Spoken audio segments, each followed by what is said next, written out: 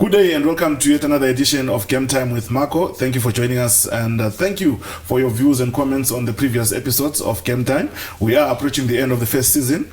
We should be coming up with a second season where we are going to include every sporting court in the country. Remember, this season we're only focusing on football, but we have to move on with the times. We have to be fair to the other, to the other sporting courts and make sure that we cover them as well. Today in the house we have the first lady to be interviewed on the podcast. She's a businesswoman. She's a former media practitioner. Still a media practitioner, by the way. Former model, right? I will confirm that later. I tried to do my research. It is the former chairperson of the Namibia Football Association's Normalization Committee, Hilda Basson-Namundjebo. Good morning and welcome.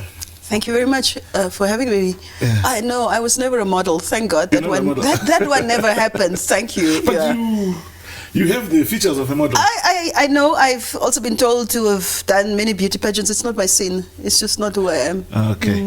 All right. Take us through your background from where you were born, where you grew up. I know your brother is Neville Basson, the funny guy. I didn't know for a long time. When I discovered it, I looked at you and people thought at one stage I was married to him. It used to be always so scary. We were like, no, I'm not married to that guy. Two different personalities? Yeah, two different personalities. But he's not really always funny. He's a very different person at home. Yeah, he's a very different person at home. Okay. Yeah. We're actually quite similar. So I think we love working in the media because that's who we are. But when we're home, we're exactly like each other. We go very quiet because we're always with people. Like, I'm really better. I'll still speak to you. Neville goes into a zone where he doesn't speak. The kids even mimic him. So when his kids are at my house, and my kids can mimic him exactly the way he speaks, then the kids have these dramas where they perform like Neville. The guy's not today. No, guy's not today. Yeah, his answer on the weekend is guy's not today. That's how he is. So very different. We're quite similar and we're also very different. Yeah. So where was Hilda born, grew up, school, and all that? Katatura. Happy girl from the streets of Katatura, born in... my street is Soccer House. That's my street. Where you were born? That's where I was born. That's where I grew up. My mom and dad lived there. We lived there with all our brothers and sisters and nephews and nieces, as our parents used to do. Bring the rest of the family in, together, bring the family together. So that's how I grew up, with a huge extended family. We lived very close to Frank. So Frank and I grew up together, Frank Fredericks. Frank Fredericks, okay. So he was in our house every day. We were in his house every day because he was an only child. So we were his other family. That's just basically how I grew up in the Katatura, which was obviously a private Katatura. But how was it? I was going to come to that. Oh, it was a wonderful Katatura. I mean, as kids, obviously, we weren't so aware of, the struggle for liberation. Although our parents, like my parents, were active in a different way. My parents were always very committed to the church, but the church was very fundamental in the struggle against apartheid. Yeah. So that's how they did this. Then the one gentleman that I grew up in front of is Daniel Chongaredo, and Uncle Dan, as we called him, was my uncle. So Uncle Dan would frequent our house, and we would then know when he wasn't around, but our parents never told us. Then he was arrested when he wasn't around. So he would come for a Sunday meal every Sunday because my mom could cook well. He would probably be in our house at least once a week. That's how I grew up. I understand the happenings of Katatura. Neville was in fact on the site the day Emmanuel Chifidi was shot. He was actually at that rally. Yes, because it's also not far from our house, because it's just up the same street that the Lutheran Church and Chifidi was shot, obviously where Emmanuel Chifidi School is today. So politically we were aware of stuff. Katatura was a vibe because then it was, the rallies would take place. And where we lived, all of the rallies kind of took place because we groot winkels, and there was that open space. Actually, where Soccer House is today, there was a playground with swings and all of those things, and we would play there. With Frank, the whole day we would, you do your household chores and you play in the street. That's basically what we did. But that, at least those years, we had these playgrounds in public areas, which I think was, they were very safe. And it's something I miss for kids today. I'm sad that we don't have as many of those playgrounds today as we had them back in the day. I think that's a topic for another discussion, because all the spaces are being taken by development and so on and so forth. And then from there, growing up in Katutura, what influenced your decision to go into the media fraternity? So my dad. So we had a father who brought us a newspaper home every day, whatever philosophy the newspaper held and editorial policy, that was immaterial. But we had to read every day. So he'd bring us a newspaper home, and we grew up with the Advertiser, which became, the Observer eventually. And I can't remember the other newspapers, but we would read. We would have to read. I loved reading from a young age. Also at the municipal, the hall, which is currently, the big hall just across the central shops in Katutura, there was a library. So I enrolled myself into that library quite early, and I would just go and get books. So I read from a young age. I loved books. I loved reading. I think it was a natural thing. Of course, my mom, would frequently tell friends and people who would ask, how did she end up in media, that as a little girl I would take newspapers and I would roll it up and I would roll it into the form of a microphone. And I would speak into the microphone, and I would speak to my nephews and my nieces. They just had to endure this. I would address them and deliver speeches. So that was a thing. Political speeches or just speeches in general? Speeches in general, motivational kind of type speeches, like get your act together, because I was always like a little bit of a dictator. And then the love for sports. Did you play any sports at school? Again, sports was the same. We had to do sports. And that was what was nice about, our schools had a period for sports. Yes. And everybody in our home ran. Everybody ran. We were very athletic, except Neville, though. You could ask him. I don't think he can ever say he ran anything. But we all ran. So my brother and Frank actually they're exactly the same age. Another brother of mine, Ivan, they're exactly the same age. So they ran the same competitions, and there was a rivalry between the two of them. Obviously, Frank won in the end. He was more focused and sustained and more disciplined. But we all ran at home, so we all were very sporty. Then radio was the thing, I think, which was another reason how we ended up in media, because the only way you could experience sports, especially international sports, we were exposed to international sports. My father was just like ahead of his time, I think. So we would listen to boxing, Muhammad Ali boxing somewhere. We would be awake in the middle of the night and we would tune into Voice of America. Somehow my dad found that frequency and we'd tune into that specific fight. The same thing would happen for international football. The same would happen for international rugby. I think those were the ones. We didn't do cricket, so there's only my one brother who loves cricket. I don't understand cricket, so no. The rest not. But football, rugby, boxing, athletics, we loved athletics. Okay, but you never played netball? No, I just ran. Okay. Yeah, I don't know why I didn't continue running, but I was a good runner. Yeah, I was a fair enough runner. And I assume now from there, that's when your love for sports came, from listening to the radio, the sporting activities on radio, your love for sports came. Locally, which clubs did you support, especially in football? The club that hated me the most during my time as NC chairperson, African Stars, because I grew up in Herero location. How can I not be a Star supporter? It is in my blood. It's in my vein. I mean, how? So, how could I not be a Star supporter? It was like the way I grew up. It's normal. So you're not Black Africa? No. How could I be? Black Africa was Frank. But that was 3, 4, 5 houses away from us. So was Auntie Ricky, his mom, was the chairperson of Black Africa. And of Black Africa. And Black Africa would meet there. So Bonnie Paulino, those guys, I used to know them from there. Rustin Mohane, those kinds of guys. They were there, but they were the enemy. I was Stars.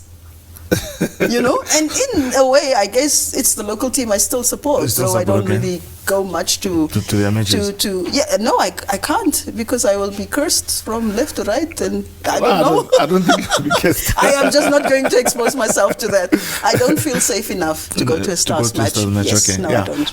And then, how was the football then? In your era when you were growing up? You know, it was a community. Football represented the community. It was a reflection of the community. And what I loved about football is Namibians found a way to connect beyond tribe and language in football. It was a community.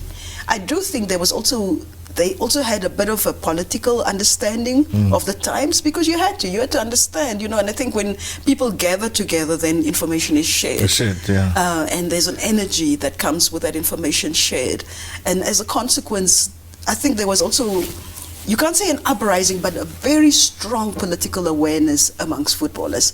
Of course, people were also aligned politically, according to, I think we know that historically some tribes were more aligned to certain political parties because of, I don't know if it's political, the manifestos or what made sense to them at the time. But football was very, very vibrant. We had heroes, we had childhood heroes as a consequence of local football. I remember there was this guy, and he used to be a lot at Auntie Ricky's house, Frank and them's home. Just people that I consider my elders now, who I grew up in front of, who were just, our examples. Yeah. And I know you're a football mom as well. I'm a football mom. How is it going that side? It's going as it is.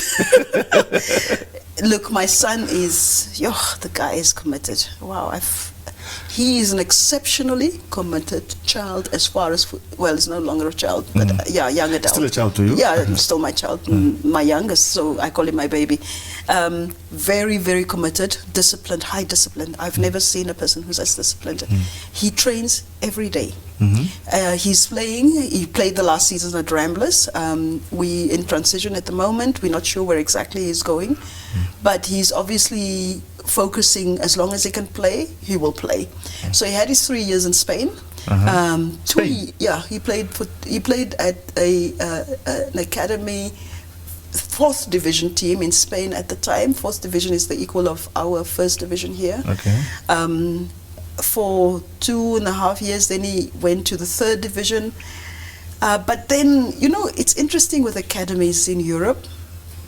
You're not always sure, are they really about releasing good players, or is it a money-making scheme for us, for them? So we really were involved with the academies in Europe because we wanted him to stay there for as long as possible. So he switched, he went across, he played in Malaga for a while, then he played in Madrid for a while.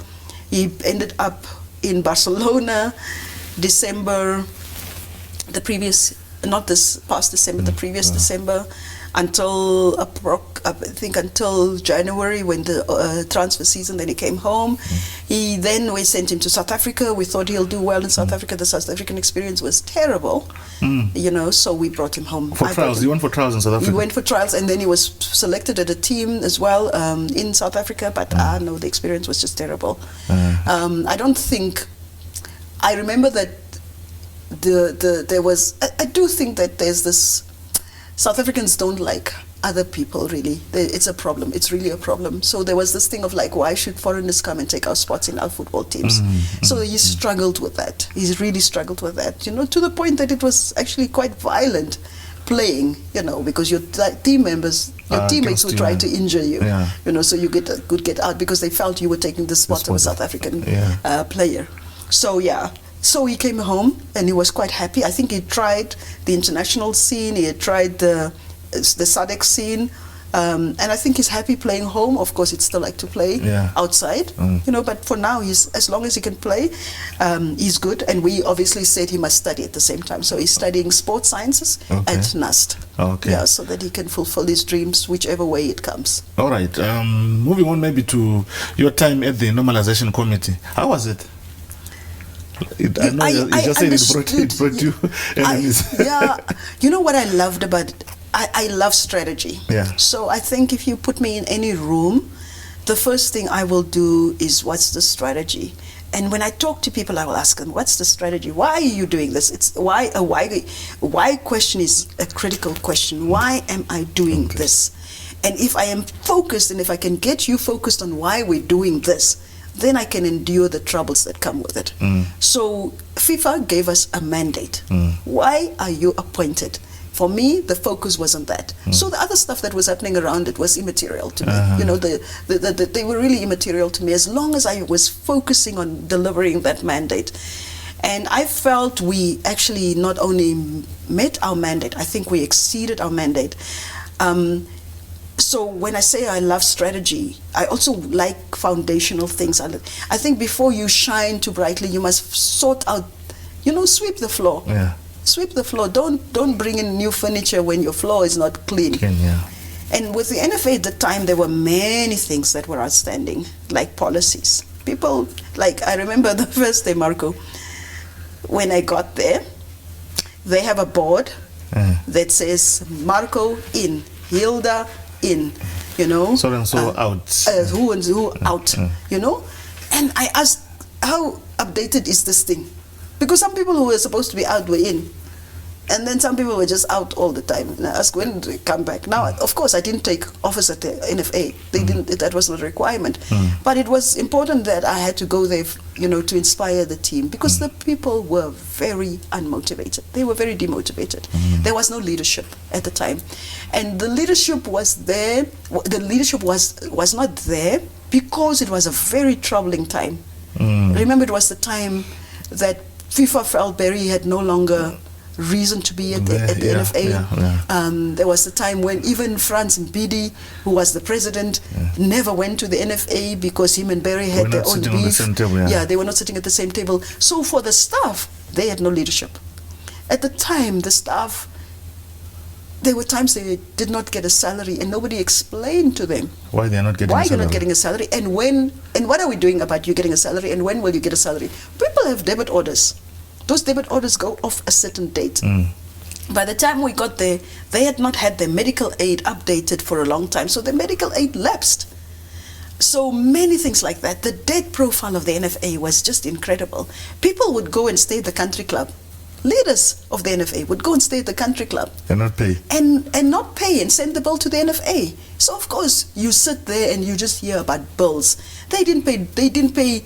They would go, a player would get injured, a national team player, you know, sometimes they would get injured, and they would send them to a doctor, not pay a doctor. Then you go and you look at the medical, you say, okay, Brave Warriors need to come in camp. What is, I want to know, what medicines available for Brave Warriors? That's how I run things. I don't care about rankings alone. I worry about these boys. Do these boys eat when they're in camp? What do they eat? You know, Brave Warriors, I look at the medicine kit, they have Herbalife products, like they're on diet. I'm like, if this guy pulls a hamstring, how is he treated? With Herbalife, they had an ice machine so that the people could take ice baths. They couldn't even buy ice to put the boys in ice baths for recovery processes. Basic things like that. There's a machine that FIFA bought. You know, this technical center. That turf, the AstroTurf, has to be leveled, because if it's not leveled and somebody runs, they can slip and fall because the ground underneath. It's a carpet sort of. It's a carpet, so you need to make sure the supporting field under the carpet is level so that somebody, when they run, they don't fall because there's something protruding. All that they needed for the machine. Every 3 months, the machine had to go and roll across the turf, roll across the turf, roll across the turf, level it. They didn't have the battery. Somebody decided one day to take the battery out of that machine. So the people would run, people would fall, people would injure because of stupid things like that. The lawn, you drive into the NFA, you know, the grass is this high. I have referees going to go and oversee a FIFA, officiated at the FIFA event. They were Namibians. I remember, I will never forget the day. 4 referees, female referees, came to my office. 3 of these girls were from Umsati region. These girls had never flown. So Varrock NFA has 2 cars. These cars was parked at individuals' homes. I will not name those individuals now. They were parked at individuals' homes. They tell those girls who are representing Namibia and NFA to find their way to the airport, but they can take the NFA car to drive themselves to ShopRite from the NFA, which is 2 minutes walk away, to drive there to go and buy themselves a pie to have for breakfast. But referees must find their own way to the airport. Sure. The one referee went, because she was so lost in the system, tried to find the airport twice, Hosea Kotako Airport, lost her ticket twice, and FIFA had to buy her a third ticket to get her in time to go and officiate at a match. Those were the abuses of the NFA, and I must be happy with that. You know, we had the technical director who worked for the NFA, but he's technical director only for Brave Warriors. And the girls don't get a technical director. It's just fine. We have team managers, team managers for Brave Warriors and the rest of the teams. Brave Gladiators go somewhere, nobody wants to go with the girls. The girls get paid whenever they feel that there's money. But Brave Warriors gets paid whenever, and Brave Warriors, they were very spoiled that time. You know? Because what was the justification of that? No. When you tried to find out? So I think it was so much fixation with, there was apparently a national team. The national team is called Brave Warriors. No, that's one of the national teams. There are other national teams. An under-17 team of Namibia is also a national team of the under-17s. So you need to look at football holistically. You cannot look at what you like. So those are the things that I was unpopular for, because I wasn't interested in running an ego system. The egos were not important to me. I mean, I had people who told me, you can take your NFA, whatever you want to do, and go wherever you want to go. And I was like, I'm good with this. Because, you know, budgets, there was no budgeting. I get into NFA, there's no budget. People go for a weekend, they're just spending money. Gate takings, Marco. You don't know what the gate takings are. I met with the two companies. At that time, we had the two companies, CompuTicket.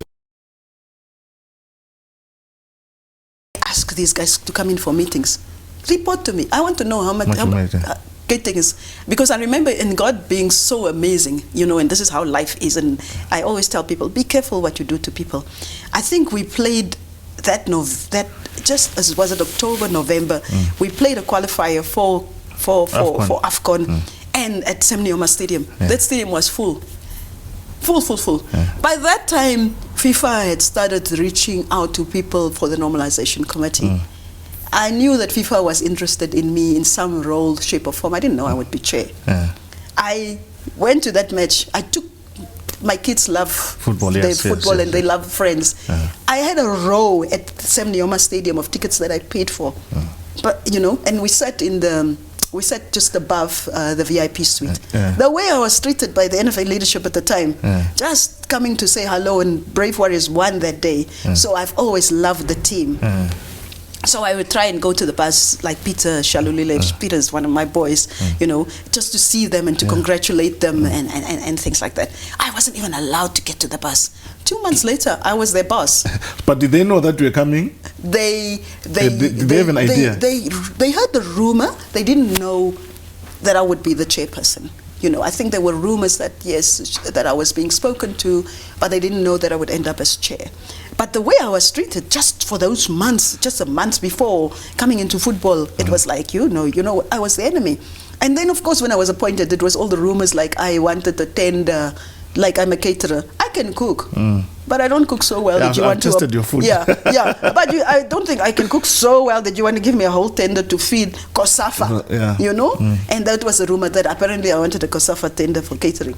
I don't cook that well. No, but I was also told that prior to I think it was 2014, the AFCON, the ladies AFCON that took place here, you had the tender for VIP. I had the tender for. So what it is, it's because at that time I was very strongly in event management. Yes. I had the event. Part of an event is that I must feed people. Yes. But I don't cook myself. I outsource that component. Of cooking, like if you ask me to bring flowers for the table, I had to go and find tables. Find the flowers. Outsource that to a flower company and just make sure that there are flowers on the table. You know, if there's an artist who must perform at that event, I must make sure I'm not the performer as well. You know, so I really did the full event. And, because I remember there were guys even from Muslim countries who had to get prayer rooms for them and prayer shawls for them so that they would have their 5 times a day of prayer and stuff like that. So that's the stuff I was doing because I can kind of look after international people. It wasn't a situation that I was looking for some tender at the NFA. But, when people need to reduce you so that they can feel comfortable about who you are, they must find ridiculous statements like that. But what was the most shocking thing that you found at NFA? Because obviously the debt, I think it was 23 million at that time. Yeah, the debt was enormous. Besides the money, what are the other and the lack of policies? What would you describe as the most shocking thing that you found at NFA, an institution which runs football in the country? When just you look that back, people would come in the office and just sit the whole day. And do nothing. Do nothing. Do nothing. There was no reporting. There was nothing. They would do nothing. Because for them, the most shocking thing that I still to this day, I wish somehow I have time to do it, because I feel I owe this one probably to the Namibian nation, and I also owe it probably to the legacy specifically now of our former president, of Dr. Hage Keinkop. The day I found out that the Hage Keinkop Cup had taken place in October before I came in, the NFA was the most interesting thing. So you work for the NFA. There was a team working for the NFA every day. What is the job of the NFA? To run football in the country, isn't it? Yes. So what they would do with a cup like Hage Keinkop Cup, they would pay themselves times 2. They would get their monthly salary, and then they would be paid for organizing the Dr. Hage Keinkop Cup. Which is part of their... Which is the job. And I would look at these budgets, 10,000, and this one 15,000, and then I would decide who's my clique. So I only bring you on board because I like you. So only a handful of people would now get to work on the Hage Keinkop Cup. Then, obviously, there was still an event management company, which then was appointed by the Dr. Hage Keinkop Cup, which is, of course, their right and privilege to do so. Because also the capacity at NFA wasn't great, so you wanted, because you couldn't drop the ball on the president's name. Then, in February, the event company comes to me who did the NFA Cup, because now the whole money of Dr. Hage Keinkop Cup is paid into the NFA account, except they don't pay debtors. They don't pay people they owe. The Hage Keinkop Cup is finished, it's over, they still owe everybody. Where's the money? There's no money. But they've paid themselves. But they've paid themselves. So I go to breweries and did you pay short on the commitment? No, we paid the full commitment. Okay, where's the money? You try and you find the money. Some of the things were just horrible. You try and find the money, there's no money. You know what? Because it was the president's name, the company then said, we don't care that this is the president's name. We need our money. Money, yes. Breweries had to give NFA that year an extra amount of $1 million so that we could pay the debt of the Dr. Hage Keinkop Cup. That meant I had to take 1 million from Brave Warriors, because Brave Warriors got 4 million from breweries every year. Every year. So I had to take money from, because breweries said to me, we'll give you an extra $1 million, but that $1 million comes from Brave Warriors. That was the year Brave Warriors was playing like crazy. So I needed all the money that I needed, isn't it? Yes. I couldn't still pay for all debt. For all debts, yeah. So we had to raise, and we had wonderful, because I think we then instilled a lot of confidence in the market. So I went to companies like Namibia. And Kennedy Hamilton was just great, and then gave us that extra $1 million so that Brave Warriors could get qualification bonuses. And on top of that, the Brave Warriors were not only playing, they were winning. Yes. And the NFA, winning bonuses. Yes, so the winning bonuses were owed for years. They never paid anybody a winning bonus. They didn't pay people a qualification bonus. Nothing. But an institution like that, how does it find itself at a position like this? I think you gamble. You gamble. Like, you're not a leader. So what you do is, today I have 10 million from FIFA. Then I squander the 10 million. I don't spend the 10 million in line with the budget, because I always bargain that FIFA will send me more money, and then FIFA stops sending money. So that was the problem. Because that, FIFA then realized, but this money is just going down a drain and we never see the return. Results, We never see results. So FIFA stopped sending money. Like, even when I came, FIFA FIFA didn't treat me like, like they appointed me. I even asked FIFA at one stage, like, what's actually going on here? Up, yeah. Or, because like I'm here doing a job you appointed me for, and now you're not sending the money. They said, yes, we need the reports. So for a month, all I had to do was to make sure that the accounting reports happen, that the budget happens, The NFA didn't know what a budget was. They didn't know what a budget was. You must hear the story of Braves going to play. So we had Chan at the same time. Chan was a little bit later in the year, but then we had a Brave Warriors budget. You must see the budget you get. A ridiculous budget where most of the money goes to the administrators. But and I too, when I became then president of the FA, I would watch a football match in Windhoek where Braves is playing, and then I get a fee. I would be paid to go and watch Brave Warriors play. And I was like, why? S&T?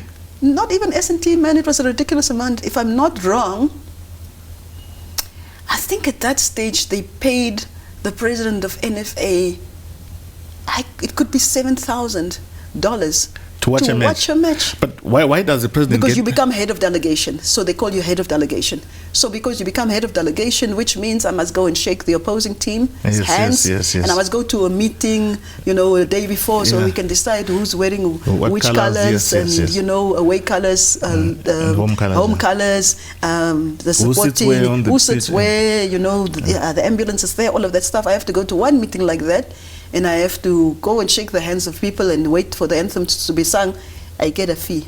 I stopped it. But the president of the FA gets paid, I think, $200,000 a year by CAF or FIFA. I stand to be corrected. So, at the time when I came, there was also this dispute because Barry had not paid Franz Mbidi his portion the previous year. So I didn't actually get mine. I got mine when Ranga came eventually. So that money comes from CAF. Yeah. So FIFA doesn't pay the president at all. Okay. FIFA paid us because we were supposed employees of them, FIFA. Yes. But FIFA doesn't pay the president or the executive of football anything. So CAF has an annual, and it's in my time it was 300,000 Namibian. Namibian. So they send you. So they're very specifics like this is what the president gets. The CAF money goes to this and this and that, and that's how you get. FIFA gives you a lot of money on the other side because all they want though is reporting. Our people don't like reporting. Our people don't like paperwork. Our people don't like budgets. We don't like to send an administrative report. You have to beg, and then there's no money for the FA, then we can't pay salaries. And then people can't go to a doctor, or they have to go to the state because now they don't have medical aid anymore. The country club is calling, we are coming to take anything that is at the NFA. NFA had no assets. So I was like, guys, if you come here, there's nothing here. Take the building. Because even the computers, the laptops, there was a year that CAF gave laptops to everybody. Those laptops all ended up at people's homes. Mattresses. For the youth center? Mattresses at the youth center. Yeah. I go in there, once we have an under 17 weekend, they must prep, so we say, no, we can't afford a hotel. Because by now, I put Brave Gladiators at the same level as Brave Warriors. Brave Warriors stays at country club. The girls will stay at country club. Me, I'm a woman. There's no ways the girls will stay. I was going to come to that. At NFA with that system that, so therefore the girls to this day, the Brave Gladiators will always remember me because they said, you're the first person who treated us with dignity. Here we were told we are prostitutes and all sorts of other weird and wonderful things. You've brought up our dignity for the first time here. You go there to the center, there's not a mattress. The beds are there. There's no mattress. So people took the mattresses. People are supposed to sleep on those beds. Would you let your child sleep on a bed with no mattress? Then the mattresses disappeared to people's homes. So I had to buy new mattresses so that the kids can at least sleep on decent beds. Things like that. You've been throwing in the women's, football as you talk. What was happening there? Because it seems like it's two different institutions. It was definitely two different institutions. I think it felt like two different institutions. Like I said, the girls But the girls have a budget from FIFA that comes and is supposed to take care of their... Yes, of course. But you know, when you administer the budget, you can do with it what you want and pretend to be reporting against something specific. So the girls never got the money. The girls never got the fair share of the funds that FIFA made available for them. You know, so because there was such a fixation with male football only. And only with one team. I love Brave Warriors, you know, they know that. I've shown my commitment to that team, you know, but it wasn't fair to the girls. It wasn't fair to the youth and the development teams coming up. It wasn't fair to First Division football. The fact that we didn't have First Division football played and paid, and Second Division football paid and played, it's injustice. You don't call yourself a football administration and you only have Premier League and you have one national team. You will not. But what was the justification to only have the men and the women not taken care of? I think it's the vision of the leadership team at the time. And also, you know, it is glamorous to look. Maybe it's the glamour that comes with Brave Warriors and male football, because when I got to travel. It's nice to go to the draw for AFCON. AFCON, yeah. And it's the male footballers, AFCON, you know, that I get to invite to. I meet Kaka, I meet the superstars, yeah. I met Mourinho. I was in the same room with him. Unfortunately, I couldn't get to him because Mourinho is very shy, or I think he knows people will overwhelm him. So I get to be in spaces like that. But they only come when it's male football. So I guess maybe because the glamour of male football is just incredible, I met Arsene Wenger because of male football, you know. So maybe it's that kind of thing, that male football brings you the real stars of football internationally, you know. And female football just doesn't bring you that. So maybe that's why female football was disregarded. Youth football don't bring you that. So we didn't care about young people.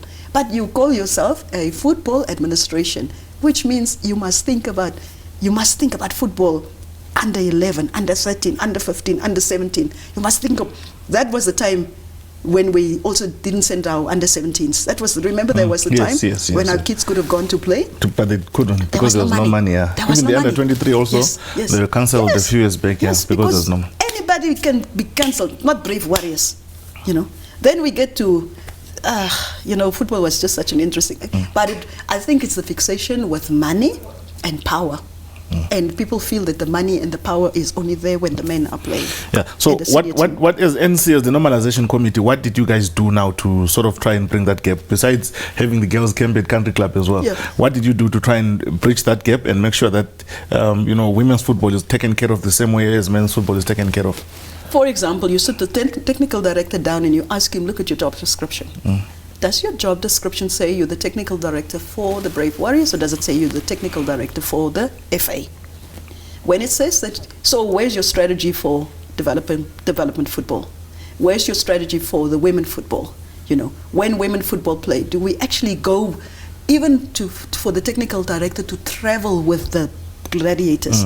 Because you have to travel with them, because obviously there's a requirement from football. When CAF comes to me and they look at my bench, they're looking for my 13, you know, technical members. Yeah, they're looking for my 13 technical members, and they're asking, where's your technical director? And I don't have a technical director because my technical director didn't think it was important for him to join this specific one. So you then go back to people and you say, look at your job description. Some of them didn't have job descriptions in their defense, you know, so you have to remind them and to then say, okay, fine, let's draft it again. And what was good with the NC is we had a number of skills, diverse skills. So where somebody had a shortfall, somebody else could come in. And look, guys, the reason why Botswana in terms of sports is doing as well as it is doing is because there's a structure. We really got a lot of insight from the Botswana FA. They have a strategy, a firm strategy that looks after football completely. So we got a lot of information and insights from them, job descriptions that we could adjust. UEFA, in fact, Barry went to a UEFA training, I think the December, just before the January that we took over. So we found a memory stick that he left there with job descriptions for everybody with a structure of what football is supposed to look like. So we depended on institutions like that that gave us those insights and how to implement that. But it was casting vision. It was sitting down with people, disciplining people and saying, look, guys, this is the way it's going to be. It's not going to be the way. But also it helps when you as a leader lead from the front. So if you as a leader, you decide you only go with Brave Warriors, but you don't go when the girls go, or the NC, then it lets people think we can get away with it. Because also you as leaders, you don't support other football other than Brave Warriors. You also don't go to... So I watched every football game. If the under 13 was playing, I was there to watch it. If an under 15 was playing, I was there to watch it. If it was there, if it was girls football, if I had to go and sit there the whole weekend, I would sit and watch the whole weekend, because I would do it for Brave Warriors. So why wouldn't I do it for everybody else? So you need to show example and you need to lead. And if I couldn't, but it wasn't just me, it was the whole NC. We would go together, and if somebody really couldn't go, there would always be somebody from the NC. When it was Gladiators, when it was the women's COSAFA, Vivian Kashongwa, she took time off from her work. And she was with, and she traveled. She was with those girls in Port Elizabeth the whole time. I was in Durban because we had the Chan team then playing COSAFA. And, we had COSAFA at the time, And another member of the NC would go to another tournament, to play. So we would split up like that, so that everybody, that the community, the ecosystem felt that we were there for all of them, and not just for some of them. And then looking at Perry. He was your first victim, if we may put it that way, when you got into the office. There were sentiments, there were people who felt that you probably acted too fast to get rid of him. In terms of institutional memory, he had been there for 20 plus years. Basically, he was running the whole show. He was pulling all the all the strings. There was a feeling that you might have lost out on that institutional memory, on his knowledge of the things, and he could have led you to something that could have made your stay there a little bit better. No, I didn't need Barry. The NFA didn't need Barry. Barry had overstayed his welcome. Barry wasn't leading that institution. What institutional memory did he leave there? There was no documents. He left no documents. He had no policy framework. There was nothing. NFA was run on personalities. And only personalities. It was who I liked and who I didn't like. That's it. The referees, guys, the pain of these people. If you just speak to a referee would have to leave his village to travel to go and officiate at a match in another village, and then he gets something like $75 for the weekend. He cannot even feed himself. He cannot even even transport. He cannot even have a decent meal to get there. So I depended on those people. So what we did is we spoke to the staff, because there was a composite, the collective of people who were left there after Barry left, and we could speak to them. Some of them didn't like us, but there are some good people at the NFA. Not all of them were bad apples, So we spoke to them, and they told us things, and we could learn from that. FIFA also had done 2 forensic investigations by then. So we also knew what the issues were. The ACC had done an investigation by then. So we knew what the issues were. So all I did is I read. I like to read. I told you I read when I was little. Very young, So I just read the documents which were there in terms of an investigation, the findings of the investigation. I would speak to people because I like to speak to people. I speak to anybody. I think a cleaner can give me insight into something, into something, NFA had 4 cleaners, but the place was filthy. I remember the tissue scandal. Yes, things like that. Just toilet paper they didn't even pay for. Things like that. I had to pay for toilet paper that they'd used 3 years before. Yeah. With the women's football being neglected and the focus being placed on the Brave Warriors, when you came in, the Brave Warriors were playing for the qualifiers for the AFCON, and they were one step in. They went to Mozambique, and they did win that match in Mozambique. They came back here.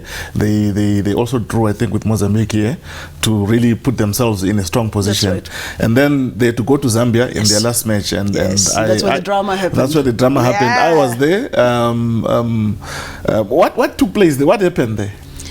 They decided that they will hold us hostage. They decided to hold the players? whole nation hostage. Yeah, and I don't think it was all the players.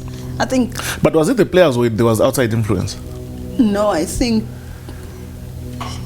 the way that the Brave Warriors at the time, the way the team was composed, the way that the team, there was a lot of things like this. You know, intertwining, intertwining.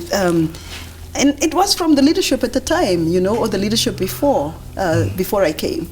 So we didn't have money. Yeah. And so, and people didn't care anyway whether there was money or not, because they would just fly. All they wanted was money and flying. Yeah, they would fly, and they would then they would open an account at Blueberries at the time, and Blueberries' debt was sky high. Then they would fly, because Blueberries would say, oh, it's okay, you guys can fly for, you know, there's one more thing. Somehow they kept that account okay-ish so that they can continue to fly. So the Brave Warriors, as we were planning with the coach at the time, with Ricardo, we wanted to have the boys prepare, because we knew how important the Zambia match would be, because that was our last one to qualify for AFCON. So they asked me, can they go to the High Performance Center in Pretoria? So we got the quote, and we hustled, you know, for money, and we found money to pay Pretoria. Ricardo needed a car because he needed to travel up and down in SA. So I remember that.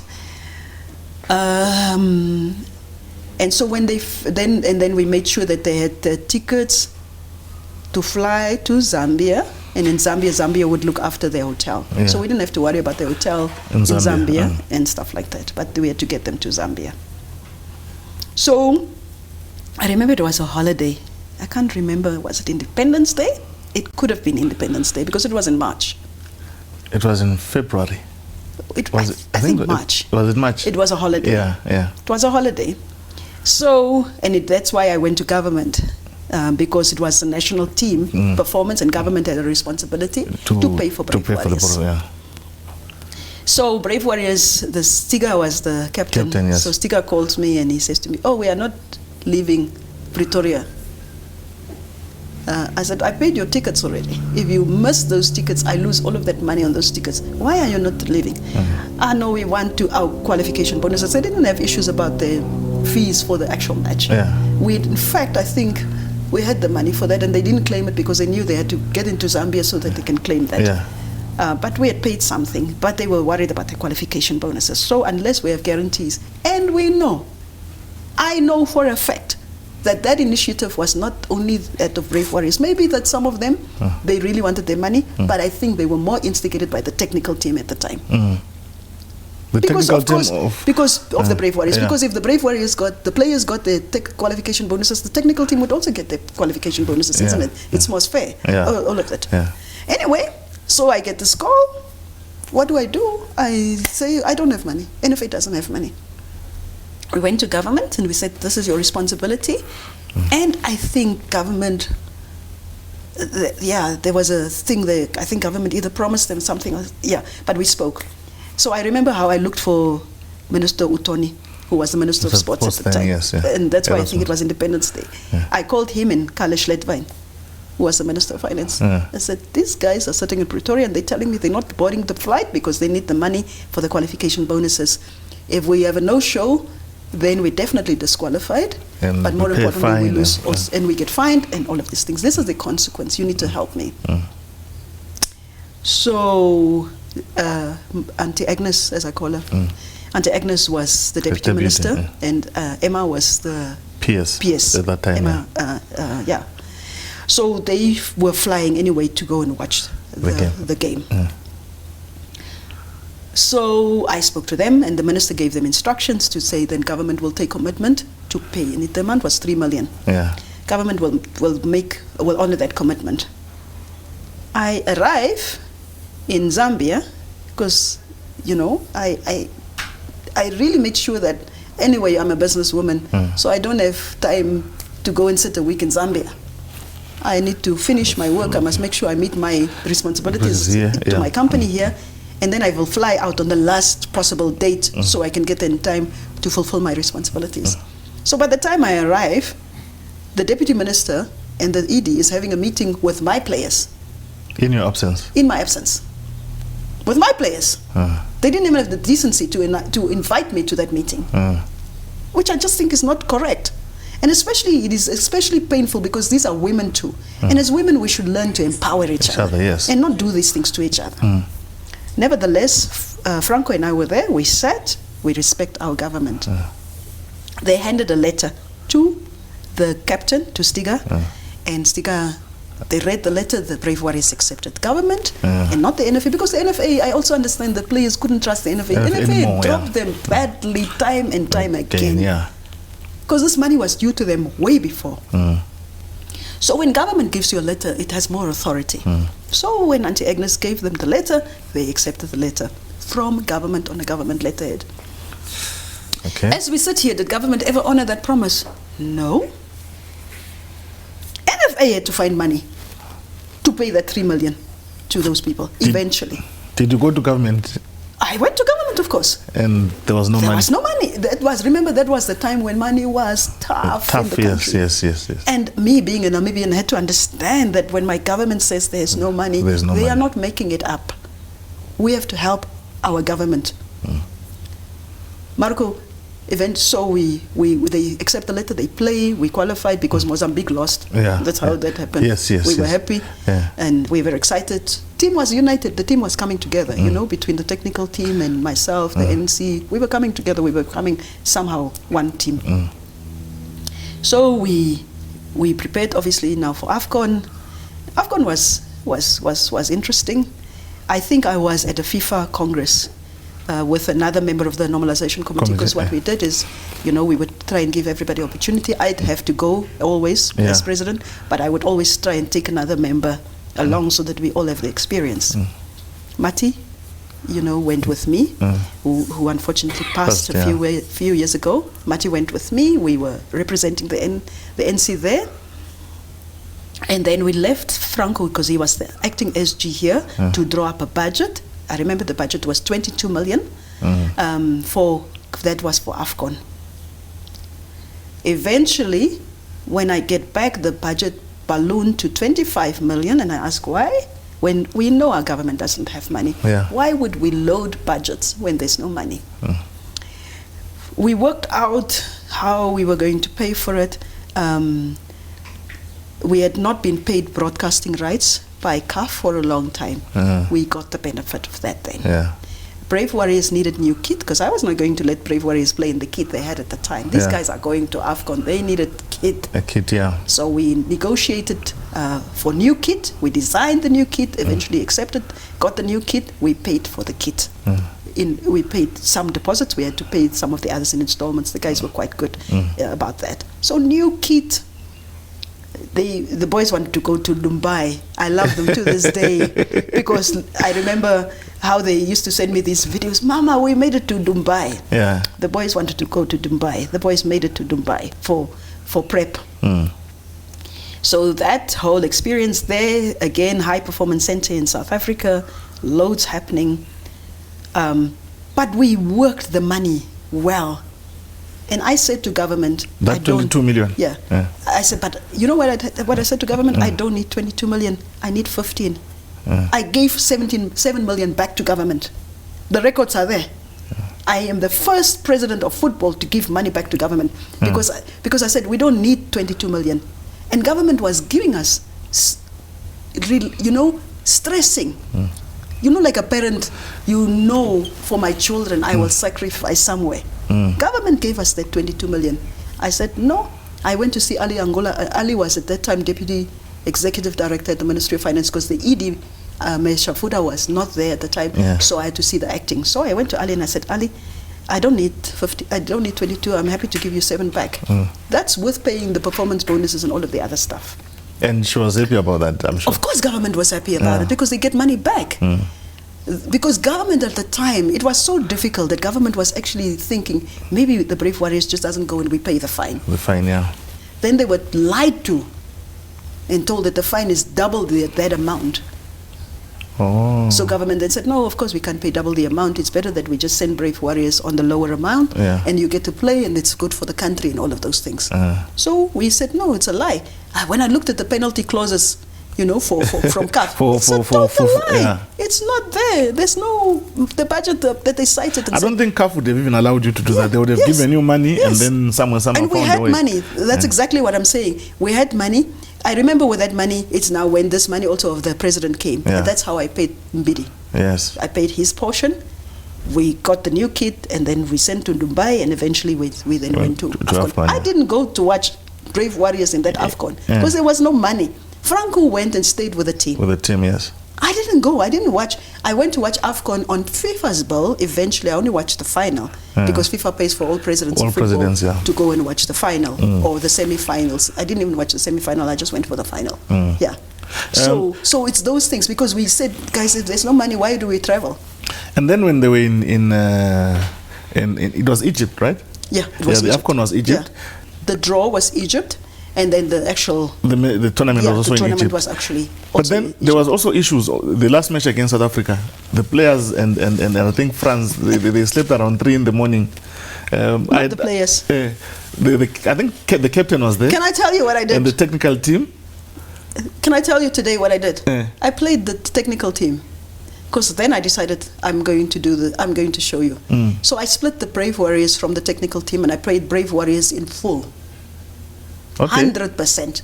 And I said to the technical team, you can wait for your payment.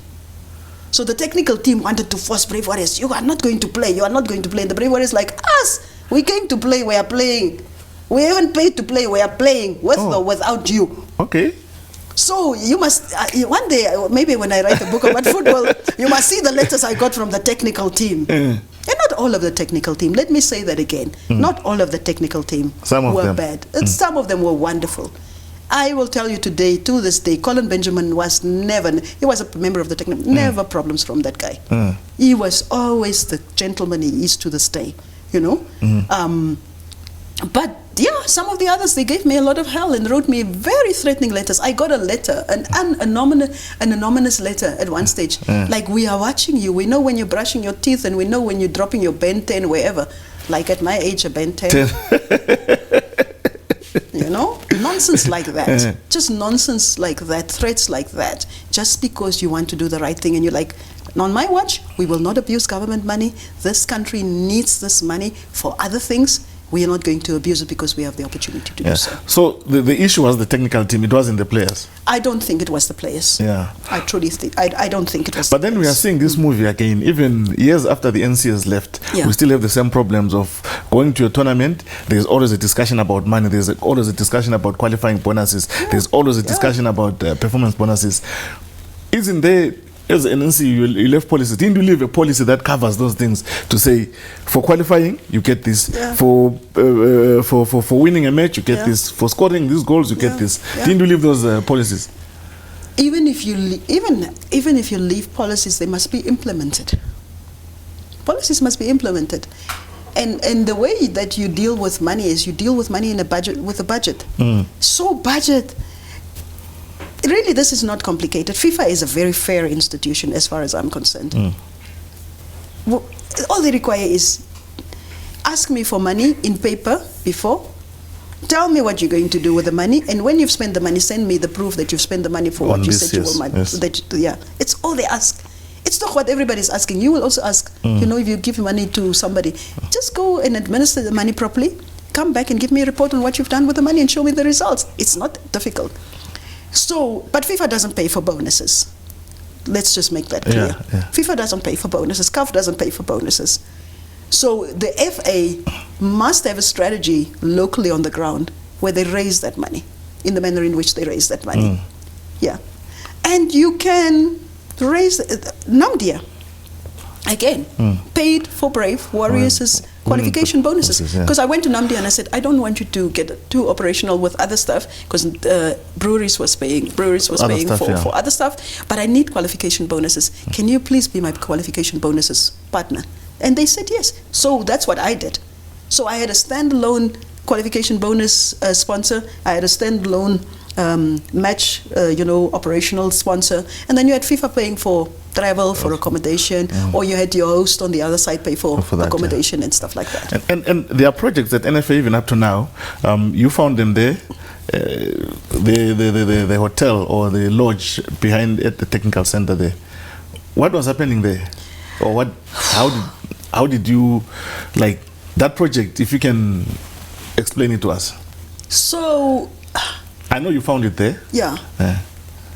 The land doesn't. So that property is not in the name of the NFA. Mm-hmm. Yeah, we've There's been a told reason that. for it. Yes. Because the debt profile of the NFA was as dangerous as it was, and everybody, even before me, and I think currently still, people were worried that if you don't pay your debts, then somebody can attach it. Right? That's the simple logic for it. Yeah. So there's no money to develop it, and because the property is also not in your name, you can't really raise capital on that. You can't go to the market and say, okay, fine, I have this opportunity to do this. But it's a FIFA project. Yeah. But FIFA handed it over to the NFA now, and the NFA must take responsibility for it. But because I think if people can just, I think once people feel the stability, that we know what, the monies, the issues about the monies, and we're never leaving a gap here again, then I think the transfer of that property can happen. Of course, there'll be costs attached to that, because now you have to pay transfer fees, But once you do that, then you can go to market and raise that money to build it properly. But remember, there was also municipal bills. They also owed for water and electricity.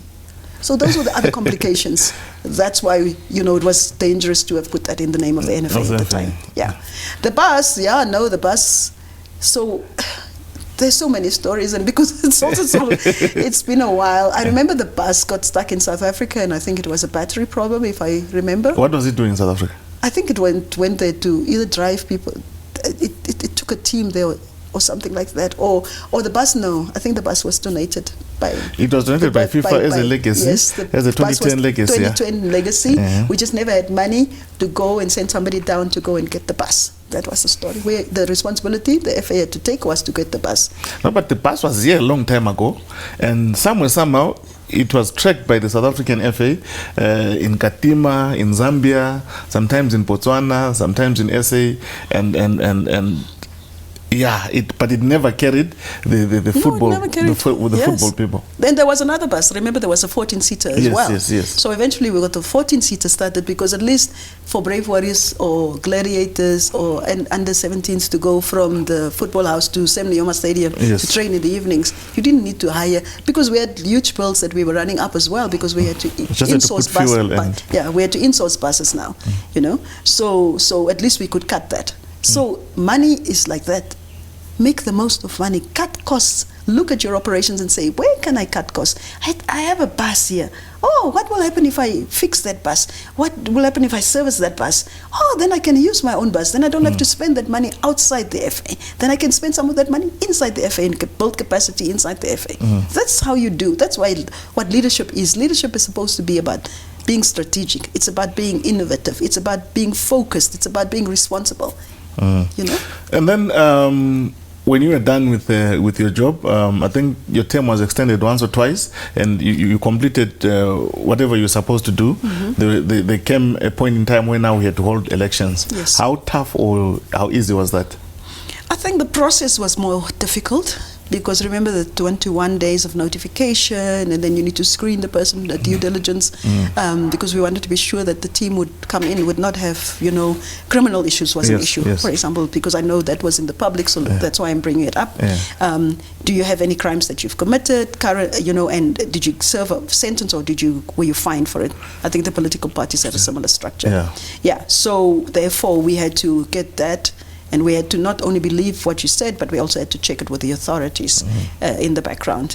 So that was maybe the more complicated part of it. Some of the other complicated parts were, like going to the regions. Some of the regions didn't have a constitution which were legally adopted. They also they were not in good standing, those regions. So they couldn't vote? Yeah, they couldn't vote. So we had to prepare them to enable them to vote, meant that we had to go, have an election in a region, also have them redraft their constitution, have them adopt that new constitution. We owed their money, pay them their money, to the extent that we had money, and then they would be fit, because you had to make sure they were fit to come to the election, because a member must be a legal member in good standing, so that you can cast your vote at the elections.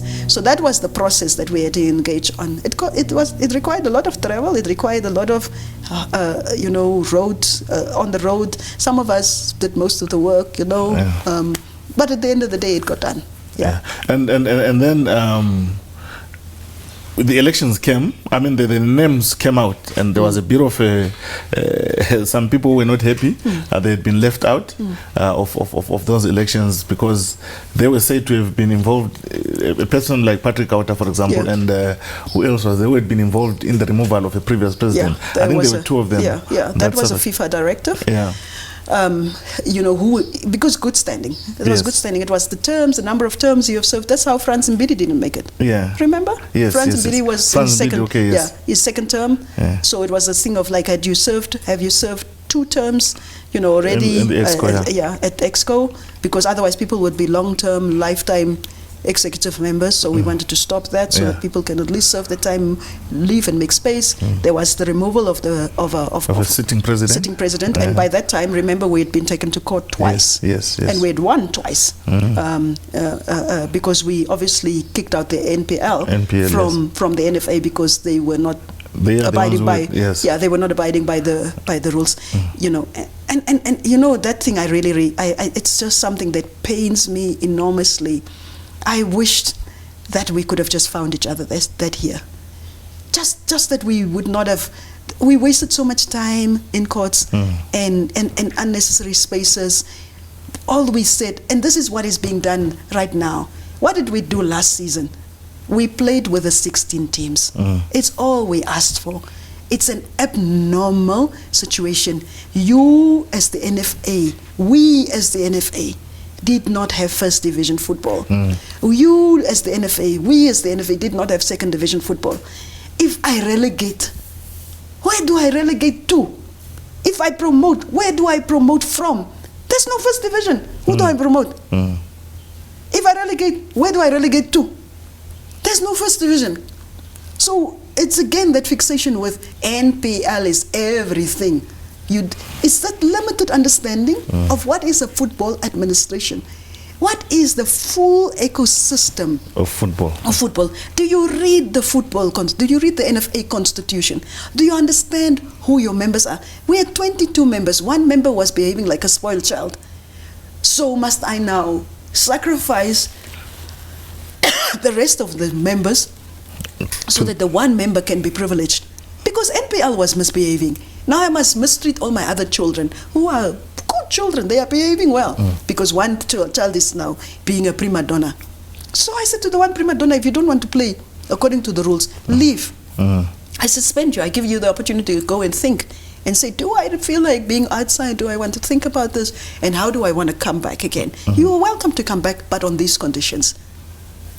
Today in Namibia, last season in Namibia, there were the same 16 teams playing football that I said I want those same 16 teams to play football. But NPL said no. I must get rid of Orlando Pirates. I must get rid of Civics, and I must get rid of Young African. I mean, the Young African obviously was the other problem that they had, as well. And I said, this is an abnormal situation. Can we please, for this season, just all of us 16 teams play? Today in Namibia, there's still 16 teams playing in the NFA and the Premier League. Not 12 teams. I know the Windhoek Declaration says ideally we want to be 12 teams. But right now, in Namibian football, there's 16 teams playing in the Premier League. And at least you can now begin to see the dynamic that we were saying. Because at that stage also the Premier League was a Windhoek league. That was the other problem I had with the Premier League. I was like, look at you. You just Windhoek teams. You had mighty Gunners from Oshiwarongo. And then 2 from the coast. And 2 from the coast. But essentially you were really a Windhoek Premier League. Why is there no team from the south? Why is there no team from the north? Now you see Chula, you see Young Brazilians, you see all of these other teams. With the new season, now there's even more guys coming from those regions. From the regions, yeah. The league, what is it called? Namibia Football Administration or Association. Not Windhoek, not Commerce, you know? And that's what I'm saying. We need to have a national vision on everything that we do. This thing belongs to all Namibians. Why did some people feel, and some tribes feel, that football was only theirs? And other people must just be spectators. And people must just accept and just say, no, we are not going to care that our children also don't get to be scouted and play in the national team. It's not okay. How damaging was that, the firing of the NPL? How damaging was it to the NFA's brand? I think it was good for the NFA's brand. I think it said that the NFA knows who they are. We are the football, we are the mother body. The Constitution says we are the mother body of football. It affirmed that, you know, and the fact that if we had lost in court, maybe then it was going to be damaging. We won twice in court. We won even at international courts, the courts of arbitration, for sports, for sports. We also won at CAS. We won consistently or across all legal frameworks where we could have lost. We won consistently there. So we were doing the right thing. The court stood with us and said, you are doing the right thing. Why was it so hard for us just to accept that it was an abnormal situation? Because the negotiations were like, no, you must. And this is the thing. We even tried everything, Marco. We said, okay, let's have a playoff. Let's have playoff. Since there was no first division football, let's do a shorter mini league. Then at least we see, okay, now you three go down and these three come up. Then you have an agreement for 2 days. Then tomorrow the agreement lapses. Then things have changed. You don't even know why things have changed. We tried everything. We tried really everything. We didn't want the matter to go to court. We didn't want to be in court because FIFA obviously has an issue about these kinds of things going to courts outside of the system, because FIFA feels that there's enough arbitration opportunity within the system to administer, to arbitrate for issues, and we just didn't. I think maybe we didn't negotiate in good faith, all of us around the table. Now, the elections come, the people are out, and Ranga wins. What was your relationship now with Ranga? So Ranga, I know Ranga for a very long time. It's Namibia. He's a businessman of note in the country. So I know him for a very long time. However, because I told you I'm not a Black Africa supporter, there was no relationship from a football side. So, did I even watch I'm trying to think, did I even watch a Black Africa football match, during Ranga's time? No, I can't say that I have. I really, really watched national football.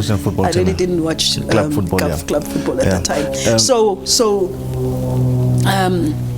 I think we welcomed Ranga, at least from my perspective. I really felt, because of his standing in the community, he would be able to take responsibility on his shoulders and carry it forward, So I had full confidence in the administration who came into office at the time.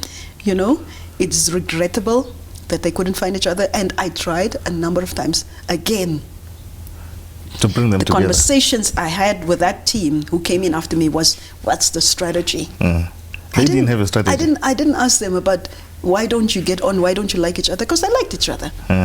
But if you don't have a common cause, it's easy to disagree about nonsense. But shouldn't it be now?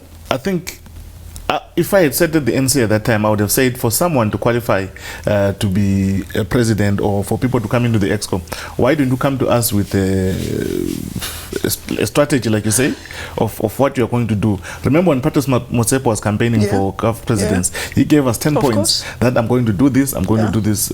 What do they call it in politics? Manifesto, But those guys, when they came in there was no manifesto. Actually, they did, to be fair. They didn't share it with anyone. Nobody knew. Like, remember, JJD, who was one of the candidates. The JJD one, I saw it. Yeah, everybody saw it. he had a manifesto, because I remember I listened to it on the radio. Yeah. I didn't see it myself, read it myself, but I listened to it on the radio. So I know that there were people, there were a few personalities, who did have a manifesto. At the end of the day, they must convince the Congress. The Congress, That, and whether on the basis of the manifesto being there or not there, it's a reflection of the Congress. That comes through. It's the caliber of the Congress. Do you understand that this is perhaps more important than that? And I think they felt that Ranga was the guy for them. Yeah, they felt he was the right guy for them, but I don't think there was any strategy or any plan, like you say, to say we are coming to do this, which is why they ended up going in different directions, and they ended up fighting amongst themselves. Look, which was said. Yeah. You tried to sort of bring them together and let them find themselves. Did you get any? Were you disappointed? Were you angry that you have worked so hard to bring this thing, to make this thing like this? For sure. But now this is happening. I was definitely disappointed, because we worked so hard, and all we needed was remember, all they really needed to do after that, was to consolidate what we have done. All they needed to do, like specifically, okay, now can you operationalize the NPL? For example, that was a big part of what they had to do, get football back as quickly as possible at that level. And then they just found each other. They didn't find each other. I couldn't understand the policies which we left there for them, because we couldn't endorse those policies. So we left draft policies for them. So they had to sit. And I went to several of their meetings. I was invited to 2 EXCO meetings after my time, and I went there so that I could sit through with them, listen to them, engage them, help them, just so that they could stay focused on the big picture. And somewhere they completely missed it. And sadly, the history will reflect on that part, of the time when they were in office. Now, your time at football came to an end. Lots of relationships made locally and internationally, and lots of relationships sort of broken, if I may put it that way. Locally, I don't know internationally, but locally, I know there are quite a number of people who were not happy with you. For the relationships that you made in football, which ones do you think really have helped you even up to now? The ones that have opened your eyes into something, you have maybe met business partners and so on and so forth? So I didn't go to football to make business. So I never clinched a deal for myself beyond that. So I have nothing like that to this day. However, I am forever. I'm a big Brave Warriors fan. I'm an even bigger Brave Warriors fan today. Compared to what I was before, and I was a real big Brave Warriors fan then. I understand. Football in a different manner. I think I'm the better for it. That enhancement. I think if you didn't like me before, maybe football gave you legitimacy for you. Maybe it gave you the reason, this is why I don't like that lady. But I don't think I have new enemies because of football. Even Patrick and I, because Patrick and I, we were business partners, because we did a deal together in business a long time ago. We were business partners. That's my business partner. And to this day, we have a good relationship. We were uncomfortable during that time of the court cases, but we have a good relationship. It's a gentleman that I look up to. You can call anytime. We talk, and that's what was hard for me. That was really hard for me. Because I struggled with, but we have a good relationship and we agree on stuff. Why do we, when we leave this room, we change what we agreed to? But I mean, today it's a gentleman I respect, and throughout the time, I didn't have a... You didn't make new friends through football? I'm trying to think, Yeah, that's what I'm trying to say, that, the people that you met through football and up to today... I have a nice picture with... I have nice pictures. I think FIFA, if there's an opportunity, probably maybe they'll see if they can because I think I did a good job. I think FIFA was very happy with my work. So, but I'm trying to think. No, I don't. I don't have businesses out in the. Not businesses per se, but just friends that you met through football. I'm a girl in football, ne? Yeah. No, there are some people that you might not have met. I'm a girl in football. And I'm a married woman. Yes. Football is rough for women, especially at that level, to be honest. Yeah. So what I would do when I would go to FIFA meetings, I would travel. I would go to meetings and I would go to my room, and I love to travel. You will not find me in a hotel when I travel. I don't go to another country to go and stay in the hotel. I will be in the streets. Like I remember when I arrived with Ricardo, when I arrived in Egypt for the draw. Oh, yes. Ricardo and Franco, because the coach and the Secretary General, they go ahead because there are meetings that happen before I arrive. And then when I arrive, then there are other meetings, and then there's the draw. By the time I arrived in Egypt, those two guys had just been at that hotel. But they had a car and a driver. So when I came, I was like, guys, have you seen Cairo yet? I did my meetings, because that was the first meeting I remember. It was March the 15th. I will never forget it. When I had the meeting with FIFA to say, guys, I'm worried already, because I saw the end of the season early. I didn't wait until May to say, what do we do now? We don't have relegation or promotion. I saw it in March already. So when I went to that draw, I met with FIFA and said, what do we do? Because we haven't had first and second division football. That's when the beginning of that conversation started. Yeah. So after I had that meeting and I needed to negotiate for more money a little bit for the FA, I went to discover Cairo. I don't sit in hotels. I am a woman.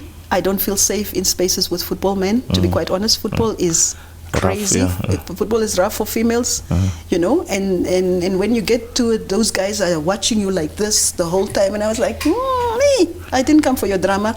I'm married. I know who I am. I must go home with my reputation intact. Let me go and discover the city and stuff like that. So as a consequence, maybe the opportunities that could have been there to do business with anybody in football, I didn't allow myself to do that, because I was very protective of my space and my reputation. Because women get dragged into these spaces and they unfortunately lose themselves and they fall for these stupid deals. I had an interesting conversation with Lucas Radebe. Lucas looked at me for 3 days. 3 days, I move this way, he looks at me. If I move that way, he looks at me. So the third day I went to him, I said to him, you can stop staring. My name is Hilda. I am the president of Namibia Football. He laughed so loudly. He said, so you saw I was staring. I said, I know how you guys are. You guys are just hunting for women when we come to this meeting. I'm not one of those women.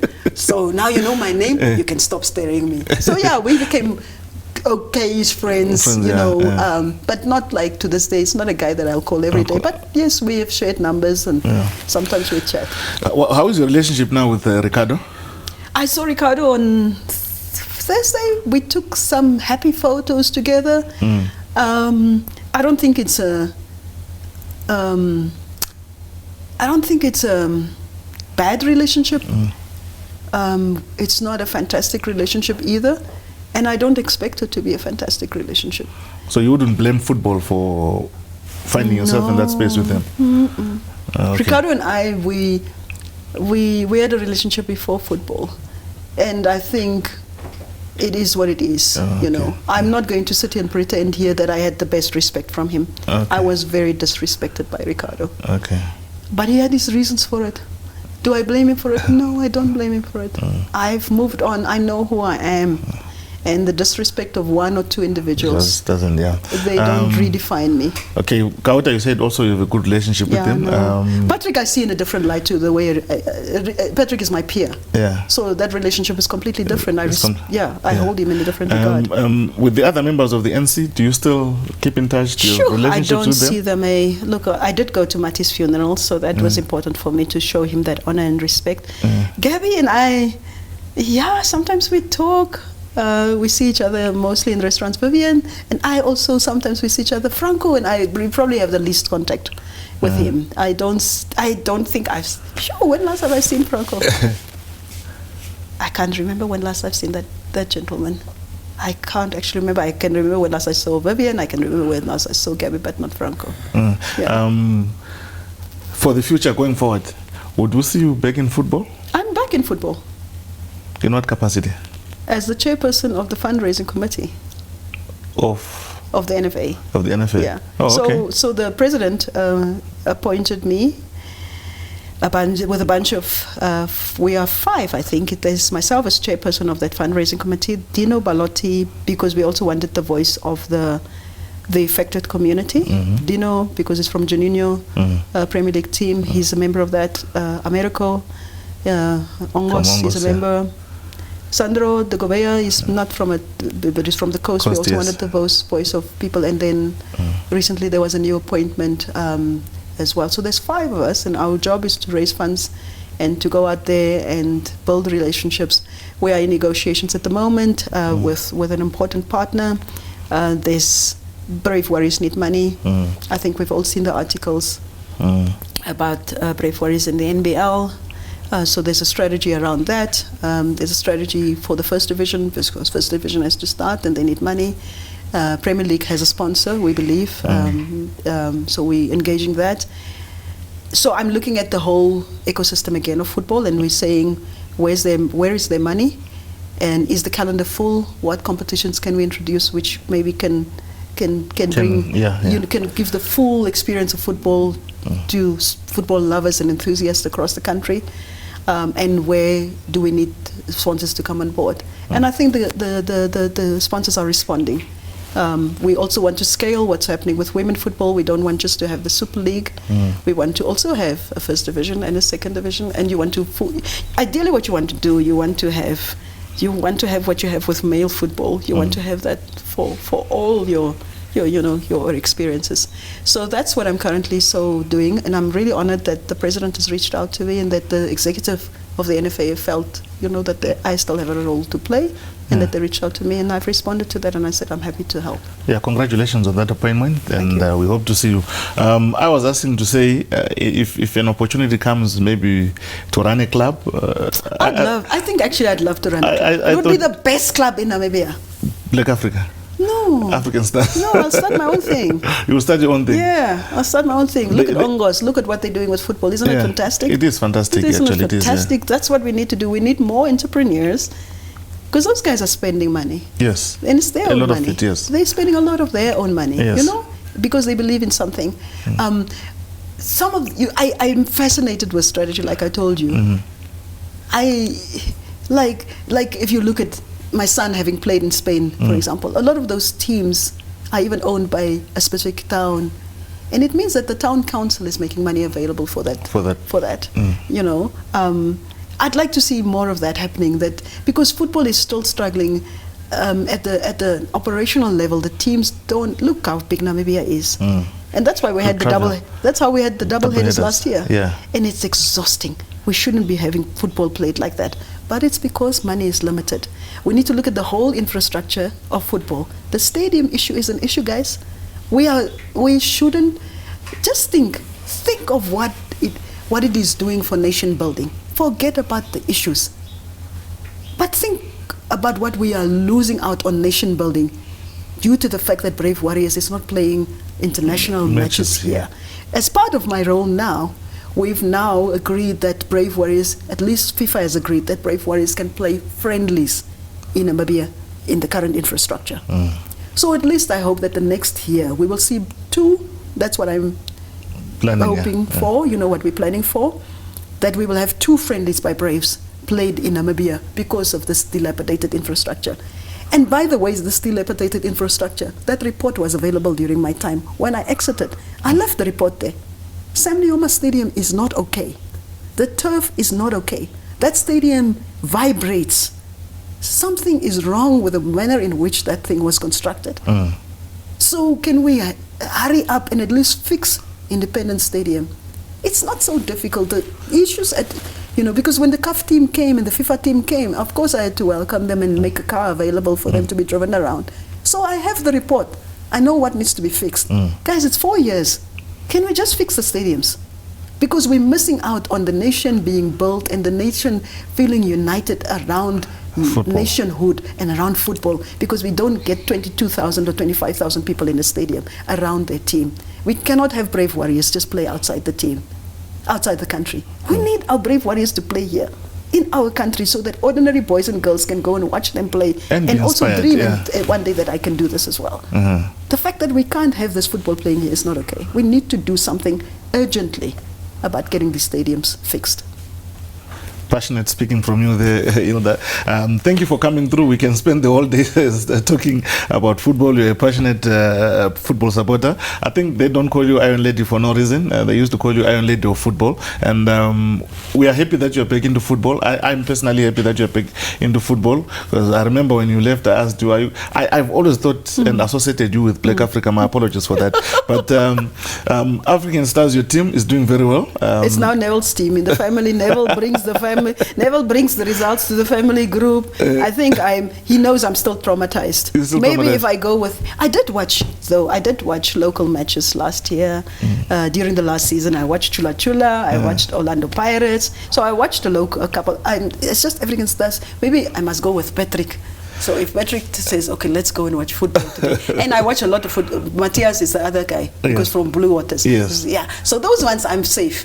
When I go with my team, when I go with my guys. So Patrick has to, or Gaza. Yeah, I'll pass the message so they can invite you.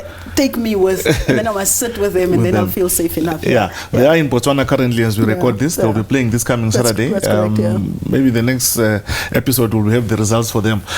We hope to see you maybe having a seat at African Stars in one capacity or the other, since you support them, since you're a fan of them. But thank you, Hilda, for coming through, and I really appreciate you taking so much of your time to come and sit and talk with us. Thank you for having me. All right, that was it for today. We could have spent the whole day speaking. She's passionate about football. We all saw that. There are a lot of things that I wanted to speak to you about, her time in the media fraternity and so on and so forth.